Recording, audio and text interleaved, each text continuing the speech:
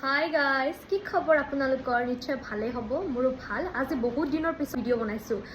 সকলোৱে ভাবি আছে চাগে নিচাবাৰ ভিডিঅ' আপলোড হোৱা নাই। এটাই কাৰণ, মোৰ বেমাৰ হৈ আছিলে, অকণমান নাৰ্ভৰ প্ৰব্লেম হোৱাৰ পিছত মোৰ মুখখন অকণমান বেকা হ'ল, সেইকাৰণে মুখ উলিওৱা নাছিলোঁ। এতিয়া কিন্তু মই সম্পূৰ্ণ সুস্থ, আৰু সুস্থ হোৱাৰ আঁৰত এগৰাকী বিশেষ ব্যক্তি আছে, বিশেষ চিকিৎসক আছে। গতিকে দেৰি নকৰি চিনাকি কৰাই দিওঁ বলকচোন। এগৰাকী মেম, আৰু এই মেমৰ বাবে মই আজি সম্পূৰ্ণ সুস্থ। কি ক'ব?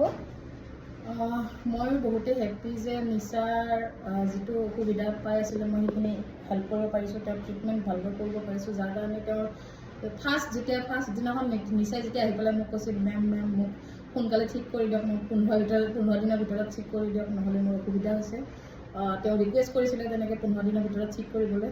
তো তেওঁ সেই 15 দিনৰ ঠিক কৰা যিটো ৰিকুৱেষ্ট আছিল, মই সেইটো চেলেঞ্জ হিচাপত ল'লোঁ, আৰু চেলেঞ্জিং মাইণ্ড ৰাখি পেলাই মই তেওঁক 15 দিনত যিটো ঠিক হ'বলগীয়া অসুখ আছিলে তেওঁ মই 10 দিনৰ ভিতৰতে ঠিক কৰি দিলোঁ। ট্ৰিটমেণ্ট দিয়াৰ পিছত তেওঁ হেপ্পী বহুত ফিল কৰিলে।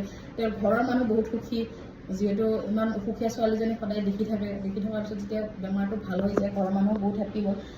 সেইটোৰ কাৰণে মই বহুতেই উৎসাহীও হ'লোঁ, নিজৰ কাৰণেও ভাল পাছ আমাৰ নিচাৰ কাৰণে খুবেই হেপ্পী হ'লোঁগৈ। তো গতিকে নিচাৰ উজ্জ্বল ভৱিষ্যত কামনা কৰি মই বিচাৰোঁ যে তেওঁ আৰু ভৱিষ্যতে কেতিয়াও অসুখ নহওক আৰু আগবাঢ়ক নিজৰ লাইফত, নিজৰ কেৰিয়াৰত। আৰু মই এই ভিডিঅ'টোৰ জৰিয়তে মেমক ধন্যবাদ দিছোঁ, কাৰণ আজি মেমৰ বাবে সম্পূৰ্ণ মই সুস্থ হ'ব পাৰিছোঁ, আজি আপোনালোকৰ ওচৰত ভিডিঅ' বনাব পাৰিছোঁ।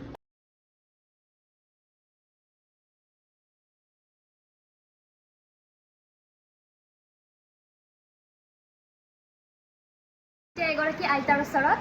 আইতা, আপুনি কেনেকুৱা পালে মেমৰ চিকিৎসা? নমস্কাৰ। মই প্ৰথমতে আহোঁতে মোৰ নাতি ল'ৰাই মোক ধৰি আনিছিলে। মই তাৰমানে খোজ দিবই নোৱাৰোঁ, আৰু তাৰপিছত প্ৰায় এসপ্তাহমান পিছতে মই সুস্থ হৈ গ'লোঁ। এতিয়া প্ৰায় ভাল বুলিয়ে ক'ব পাৰি। সেইকাৰণে তেখেতৰ উজ্জ্বল ভৱিষ্যত কামনা কৰি মই সামৰিলোঁ।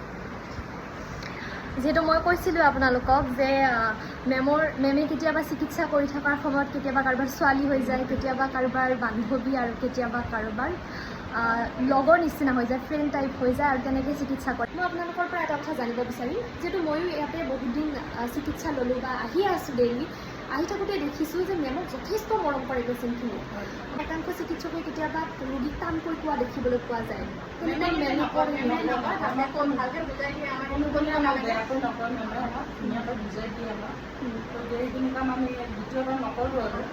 মেমক যেন চিকিৎসক যেন ভয় নালাগে, আৰু ইয়াতে আহি থাকিব মজা হয়। এতিয়া কি বেমাৰ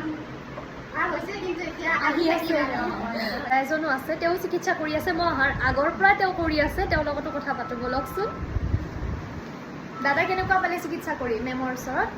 মই মেমৰ ওচৰততো বহুতেই ভাল পালোঁ। আজি মোৰ ওচৰতো ফিজিঅ'থেৰাপিৰ চেণ্টাৰ আছে, কিন্তু মই ইয়াত কিয় মোক ভালো লাগে, আৰু মোৰ কঁকালৰ বিষ আছিল, মই বহুত ভালো পালোঁ। আৰু আপোনাৰ কি হৈছিলে বা? নমস্কাৰ। মোৰ স্কুটি লৈ যাওঁতে এক্সিডেণ্ট হৈছিলে, তাৰপিছত মই মেমৰ ওচৰলৈকে আহিলোঁ। মেমে সঁচাকৈ এই হাত মই একো লৰচৰ কৰিব পৰা নাছিলোঁ, এতিয়া মই গোটেই ৱেইট দাঙিব পৰা হৈছোঁ, বহুতখিনি সুস্থ হৈছোঁ। আৰু মেমে অকল আমাক ট্ৰিটমেণ্টে নকৰে, তেখেতে আমাক চাইক'লজিকেল ছাপৰ্টো দিব থাকে। আমি কেতিয়াবা নিজৰ পাৰ্চনেল কিছুমান প্ৰব্লেমো হওঁ, কিন্তু তেখেতে আমাক ইমান সুন্দৰকৈ সকলো সমাধান দি দিয়ে। আৰু সকলো পেচেণ্টে আমি আহি এটা হেৰিত ভুগি থাকোঁ, কিন্তু এই চেম্বাৰলৈকে যেতিয়া আহোঁ আমি ইমানেই ভাল লাগে, সকলো হাঁহি মুখি আমি ট্ৰিটমেণ্ট কৰোঁ। আৰু সঁচাকৈ মেমক বহুত থেংক ইউ। তেখেতৰ উজ্জ্বল ভৱিষ্যত আমি কামনা কৰিম। বাইদেউ আমি আহি থাকোঁ, আমি ভাল পোৱা নাই, যে অলপ আছে আৰু কিন্তু বাইদেউ আমাক ঠিক কৰি দিব। সেইকাৰণে বাইদেউৰ ওচৰত আহি থাকোঁ, বাইদেউ খুব ভাল পায়। বাইদেউ মই থেংক ইউ বুলি বাইদেউ ভাল পায়।